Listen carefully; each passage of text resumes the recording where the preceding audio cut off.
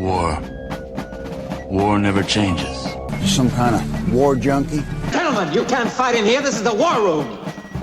Welcome to the War 102 podcast, where we explore the doctrine, theory, philosophy, and history of warfare. I'm your guide, Paul Darling, and I want to share what I learned in nearly 30 years in uniform. So let's get to learning about the most influential activity in human history, war. Welcome to episode 81, the Battle of Valmy. The Battle of Valmy, fought on 20 September 1792 in northeastern France, occupies a distinctive place in the military and political history of the French Revolution, although quite honestly not so much in military tactics, but one of the 15 decisive battles, so we're going to hit it here. And it is tiny in scale by the standards of the Napoleonic warfare. It was the first military success of the revolutionary government against a coalition of European powers. And the confrontation between French revolutionary forces and the Prussian-led coalition near the windmill at Valmy became an event whose consequences extended far beyond its limited tactical dimensions. It contributed to the stabilization of the fledgling French Republic, for good or bad, influenced the subsequent direction of European politics, and marked a point at which the revolutionary momentum gained international durability. By mid-1792, the French Revolution had entered a phase marked by massive internal turmoil and increasing external pressure.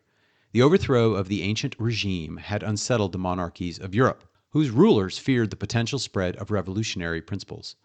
The Declaration of Pillnitz, issued by the Emperor Leopold II of Austria and King Frederick William II of Prussia in August 1791, declared a collective interest in securing the safety of the French monarchy.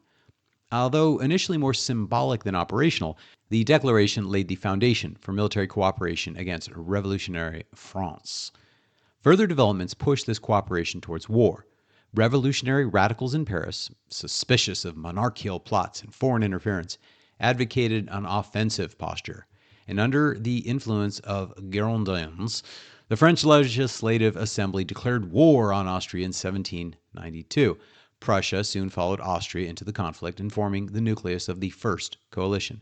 Internally, France was beset by administrative collapse, royalist resistance, and the expulsion of experienced officers who had fled or been dismissed amid political suspicion. These conditions contributed to early French defeats during the spring and summer of 1792. The coalition powers prepared for a major invasion, aimed at reversing the revolution and restoring monarchical authority. The Duke of Brunswick, a respected Prussian commander, was appointed to lead the combined Prussian and Austrian armies. His advance was accompanied by the Brunswick Manifesto, a proclamation warning the French that harm to the royal family would bring severe reprisals. Rather than intimidating the French populace, the manifesto intensified anti-monarchical sentiment and contributed to the fall of the monarchy on 10 August 1792.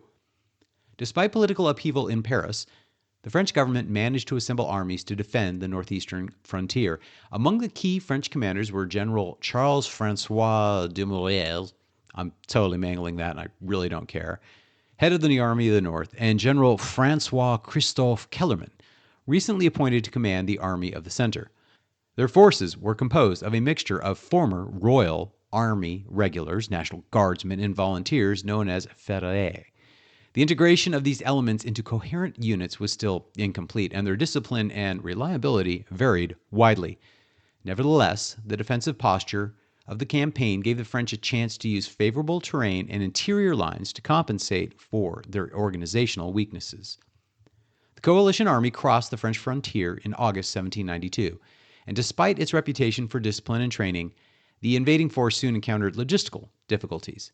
The regions through which the Prussians marched offered limited supplies, and heavy rains impeded movement. Disease, particularly dysentery, spread rapidly among the troops. These conditions weakened the invading army even before the major combat had begun. Dumouriez sought to use geography and maneuver to delay and disrupt the coalition advance. His initial defensive line along the Argonne Massif aimed to block access to the interior of France. The Argonne's dense forests and narrow passes offered strong natural points.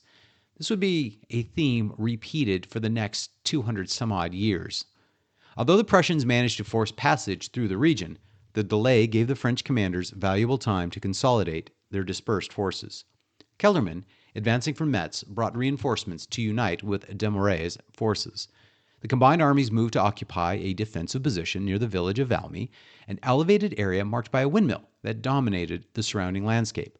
And this position allowed the French to form a defensive line across the high ground and deploy their artillery effectively. By the time the Prussian-led army approached, the French had achieved a relatively strong defensive posture, and the difficulties of the coalition's march had diminished the attackers' numerical and logistical advantages. On the eve of the battle, the French forces numbered about 36,000 troops, though not all were directly engaged. They were supported by more than 40 artillery pieces, many of them commanded by experienced officers who had remained with the army despite the political crises. The position at Valmy, with its rolling hills and open fields, permitted clear fields of fire for the French guns. The troops were arrayed in a defensive arc anchored by the elevations around the windmill. The coalition army under Brunswick consisted of roughly 34,000 Prussian troops and supplemented by contingents from other German states. Although these forces were trained to a high standard, their condition had been degraded by weeks of illness, limited supplies, and the strains of the march. Brunswick's intention was to break the French defensive line and clear the path towards Chalons and then Paris. But his willingness to engage in full-scale battle was tempered by the weakened state of his army and the uncertainty surrounding the French strengths. The approach march alone had left his army near culmination before the first shots were ever fired. The Prussian command structure, though experienced, faced internal divisions. King Frederick William II was present with the army, and his influence in strategic decisions sometimes conflicted with the judgment of Brunswick. Furthermore, Austrian officers within the coalition command expressed differing opinions on the desirability of a major engagement. These disagreements contributed to a cautious and at times hesitant approach to the impending battle. The morning of 20 September began with a dense mist that partially obscured the battlefield. As the fog lifted, the coalition forces advanced towards the French positions. The terrain channeled the Prussian forces into the predictable avenues of approach, which the French artillery exploited. French gunners, well positioned on the heights, opened fire with accuracy. The Prussian artillery responded, and a prolonged artillery exchange began. The sustained cannonade became the defining feature of the battle. Both armies engaged in what was, for the era, a high-intensity artillery duel. The French guns, benefiting from favorable positions, steady logistical supply, and the ability to prepare their positions beforehand, maintained a consistent rate of fire. Despite their reputation, the Prussian batteries encountered more difficulty in repositioning and coordinating fire. The result was that the coalition forces suffered higher casualties. The French infantry largely remained in stationary defensive formations. Their role during the engagement consists primarily of maintaining cohesion under fire rather than executing complex maneuvers.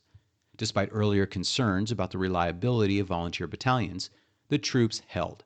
Their steadfastness can be attributed to several factors: the strong defensive positions, the presence of experienced officers, and the relative clarity of the situation. The French troops were not asked to perform offensive maneuvers, but just stay put. A key lesson here is that for untrained troops, the defensive is a far easier mission, both technically and motivationally speaking. Coalition infantry formations attempted several advance movements during the morning and early afternoon, probing the resilience of the French position. However, these movements were halted by artillery fire before reaching ranges where close combat might ensue. Given the deteriorated condition of the Prussian troops and the strength of the French defensive posture, Brunswick refrained from ordering a full assault. Reports from within the coalition ranks indicated that morale was compromised by fatigue, illness, and the unexpectedly firm French resistance. As the artillery exchange continued, Brunswick reassessed the viability of forcing the French lines. The risks of launching an assault against a well-defended, elevated position were significant, and the prospect of success seemed uncertain at best. After observing the steadfastness of the French troops and the mounting toll of the cannonade on his own men, Brunswick concluded that further offensive action would be imprudent, which is to say, stupid. By late afternoon, the coalition forces began a controlled withdrawal. The French, adhering to their defensive instructions, did not pursue. The engagement ended without a decisive tactical confrontation between the infantry lines. Casualties on both sides were relatively low compared to later Revolutionary and Napoleonic battles, but the psychological and strategic effects were substantial. Although the Battle of Valmy did not involve extensive maneuvering or close combat, its consequences were immediate. Brunswick's decision to withdraw from the field signaled the effective failure of the coalition's invasion. The Prussian-led army, already weakened by disease and supply, began a retreat toward the border. Continued bad weather and logistical strains accelerated this withdrawal. For the French, the battle represented the first significant success of the revolutionary armies. In Paris and other major cities, news of the engagement was greeted with relief and celebration. On 21 September 1792, the newly convened National Convention abolished the monarchy and proclaimed the French Republic. Although the decision to abolish monarchy had been developing politically even before the battle, the success at Valmy provided favorable circumstances that strengthened the convention's position. The battle did not directly cause the proclamation of the Republic, but it removed the most immediate external military threat and helped stabilize the revolutionary polity during a moment of institutional transformation. In strategic terms, the coalition's retreat marked a temporary halt to monarchist intervention in French affairs. Prussian leaders reassessed the feasibility of continuing the campaign, particularly given the approaching winter and the deteriorated state of their forces. Historians have long debated the significance of the Battle of Valmy. From a strictly tactical standpoint, the battle was limited and indecisive. Casualties were modest, and neither side engaged in the large-scale infantry or cavalry maneuvers that typically characterize decisive encounters of that and any other era. Yet the strategic and political consequences elevate Valmy to a position of historical importance. One interpretation emphasizes the psychological dimension of the battle. The ability of the French revolutionary armies, composed in part of inexperienced volunteers, to stand firm against Europe's most renowned professional military force dispelled doubts about the viability of the new regime. The performance of the troops under fire contributed to an emerging sense of national army identity that would be further developed in subsequent campaigns. Another interpretation highlights the structural and logistical difficulties that undermine the coalition. Disease and supply played a major role in weakening the invading forces. These factors were more important than the French battlefield performance. From this perspective, the battle's significance lies in the coalition's miscalculation of the operational challenges posed by an extended invasion. The political consequences are clear. The battle occurred at a critical moment in the revolution's evolution. The National Convention, newly convened and poised to undertake foundational reforms, benefited from the improved security situation resulting from the coalition's withdrawal. The proclamation of the Republic and the subsequent radicalization of the revolution unfolded within a context shaped by the events at Valmy. Thanks a lot for the metric system. In the longer view, Valmy stands as an early example of the interplay between mass mobilization and national identity in modern warfare. The French armies of the Revolution would later introduce innovations in conscription and military organizations that transformed Europe. Valmy did not inaugurate these developments by itself, but it demonstrated the potential of a citizen army fighting in defense of a political cause. The Battle of Valmy endures in historical memory not because of dramatic tactical maneuvers or large casualty figures, but because its broader consequences for the French Revolution and all that that brought. In the absence of Valmy, there is no Napoleon. The defensive success of the French armies in September provided the revolutionary government with some breathing space needed to consolidate institutional reforms and begin lopping heads. The withdrawal of the coalition forces marked a turning point at which the immediate threat to Paris diminished. Valmy emerges as the case study in the interaction of military, political, and logistical factors. Its outcome resulted from the convergence of capable French defensive preparations, the deteriorated condition of the coalition forces, and the decisions of commanders who sought to avoid unnecessary risks. Though modest in scale, the battle exerted influence disproportionate to its tactical dimensions. Its legacy lies in the stabilization of the revolution at a pivotal moment, and its role as an early step in the larger military and political transformation that would reshape Europe in the decades that followed. Thanks for listening today. If you want to help the show, please share today's episode on any social media sites you can. Check out the War 102 Buzzsprout website for more information and to send me a message. And, of course, my thanks to the subscribers who help keep the show going.